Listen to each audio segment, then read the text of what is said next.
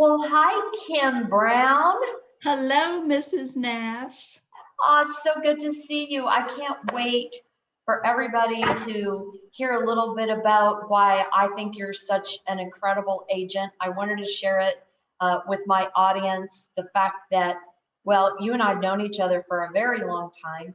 And I just think the world of how you run your business and the skill level that you bring to your clients. And it's quite an interesting market. So do you mind if we just have a visit about kind of what's going on in this market and, how you Sure, get people under contract?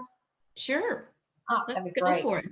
Well, so what do you see right now in this market with, in our local market? And when I say local market, I'm talking about the Front Range of Colorado for buyers and sellers. What are you seeing right now? Well, it's a pretty darn hot market. It's super fast. And for sellers, I think it's a little overwhelming when they have 50 showings in 2 days, that kind of thing. And that's basically based on price point. So, the really popular price points, 300 to maybe 700, the market is very fast. Whether you're in Colorado Springs or up to Fort Collins, it's pretty amazing how fast it is. Really busy. And I think if people maybe, yeah, I mean, how many houses do any of us buy in our lifetime? We might be able to count it on one hand. And so, Right. jumping in this market, you better be pretty well prepared because it is fast and furious. That's amazing, that many offers. That's crazy. Well, So, that many showings. oh, okay. So Yeah, for a seller, that's a little overwhelming because sometimes they freak out, that would literally. be a lot to have that many people going through your house. Right. Yeah, It's that's a lot. a lot. You So want if your house to sell, but do you want that many people? Well, a good right, problem, I suppose, So, right. you So know, whether it's a buyer or a seller, it's about really preparing them for whether it's a seller's market or a buyer's market. Because what I've learned through 26 years of doing this, uh-huh. and it goes back and forth, although we've had a strong seller's market for a good 10 years now. Hmm. A seller is always behind the times when it's a buyer's market, and a buyer is always behind the times when it's a seller's market. So buyers right now will say to me, so I want to buy a foreclosure. And I say, there are no foreclosures. And I explain to them why it's different than in 2008, 2009 with the Great Recession, is that people didn't have very much equity in their homes. And now people have a ton of equity. So when I explain that to them, because they're not immersed in this like you and I are every day. And when I explain that to them, they're always like, oh, well, that makes sense. So it's really painful preparation for whether it's a buyer or a seller for whichever market you're in. Well, speaking of that, like in preparation, I think a lot of people these days, they're like, oh, I'm thinking about buying a house, and they'll get online and, they'll start shopping, so to speak. And so when should a buyer or a seller actually contact you? Should they get all their education from the internet, or should, how do you recommend that? Well, real estate is local.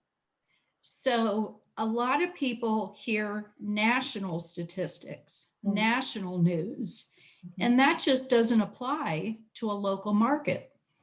A general overview does not apply to a local market because every market's going to be different. It's different along the Front Range than it is in maybe Oklahoma or Florida or, some other state. So I think it's important in the beginning. Of course, people want to be on the internet. I'm on the internet when I want to buy something new that I don't know anything about.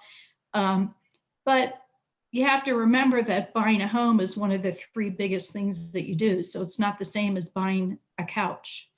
And you really do need someone in the market, the local market that you're looking in. And I'm talking not just along the Front Range. I'm talking very specific to a county. Okay. An agent that works in a specific county. And certainly people like to travel, realtors like to travel into other areas that they don't know that well. And I think it's a disservice to the buyers or the sellers, but that happens. So if they're looking to interview or connect with an agent, and it's always a good idea to interview people and, read their reviews, because that's really a great way to kind of get a feel for a person and an agent. I actually did it for my niece who was looking to purchase in New Jersey. Well, I don't know anything about New Jersey real estate, but I do know how to look at agents online, look at their reviews, and kind of read between the lines a little bit. Oh, that's a great idea. No, that makes a lot of sense. And Yeah. especially, hyper local, because there's so many different intricacies that go into, that neighborhood buying and what you need to offer. Well, with that, you talked about the number of people that could go through a house, and that, that floors me. So with it being as competitive, you and I recently had a deal together that, of course, I was blown away by what you could accomplish for these first-time buyers. And again, competitive price point. And I think you know who I'm talking about. They were recent and young first-time home buyers. And my goodness, was it competitive. And you got them under contract. And I know you don't want to give away all your secrets on how you do that, but at the same time, gosh, Kim, not every agent out there has that skill level. And, how do you do that? Well, I think that when you initially connect with people, whether it's a phone call or actually someone that you know and that you meet, you have to build a level of trust, and you have to give them really good advice and guidance. So that transaction, for example, they had to lose a few houses before they got one. So Right. it took them a little bit of time to hear me. Because if you think about it, especially millennials, who are our biggest buying market right now all over the country, they're also talking to their parents, as I would have. Absolutely.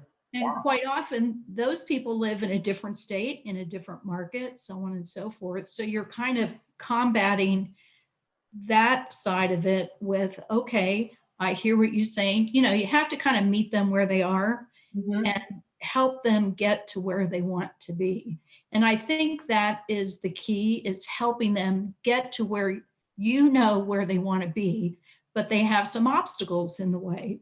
So it could be other opinions. They're talking to their friends at work. They're talking to family. They're talking to people who read national news and statistics, and they're not immersed into the local market.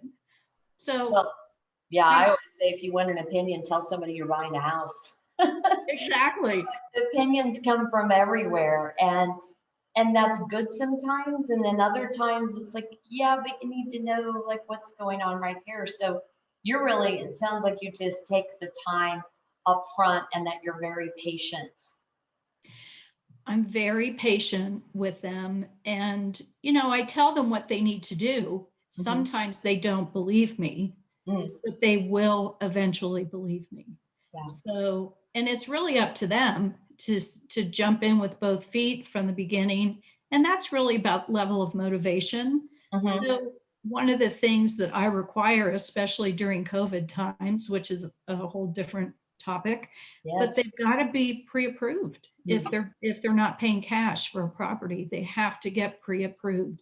And I tell them, and this is really the truth, is that I don't want to show them a house that they can't afford to buy because it's out of their price range, because then I can't find them a house that they can afford to buy. Yeah. And that's really important for them, for the emotional roller coaster they're going to be on, but also for me too. It's like, why should I take people into a house that they can't afford? That's not right to the seller. Well, and I hear it on my side too, doing the lending. People are like, oh, I make the money. I'm good. We don't have to worry about it.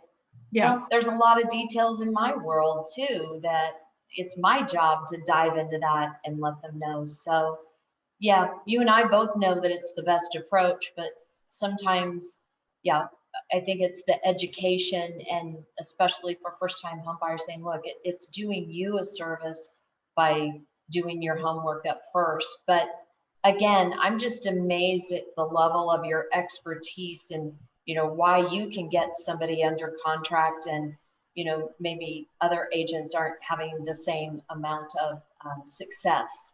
And I know that Yeah. you study your craft, Kim. That's what I love. You Oh, study your craft. You don't just take it for granted and say, I don't have anything to learn.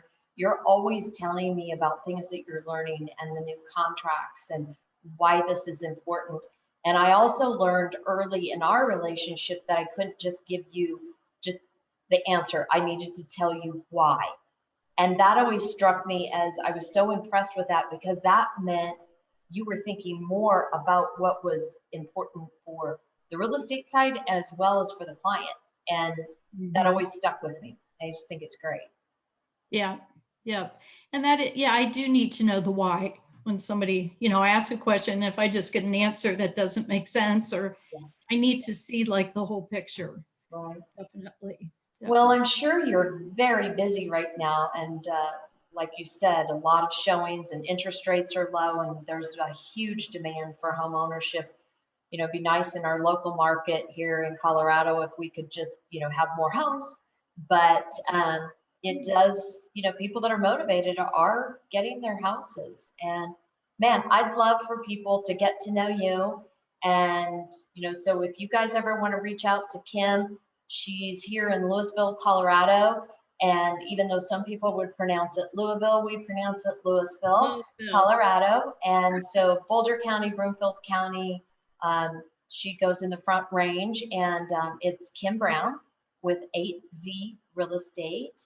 And Kim, you want to give your number real quick? Sure. It's 303-875-1596. It's great. Well, I really appreciate your time because I know how busy you are. And again, I know you're working deals and negotiating deals and trying to get those under contract. So thank you for sharing your level of expertise. And here's to cheers to a 2021 that things will just keep getting better and better for all of us. Absolutely. And thank you. I appreciate you doing this with me. Sure. All right. You have a good week. Okay. Bye. Take care. Bye bye.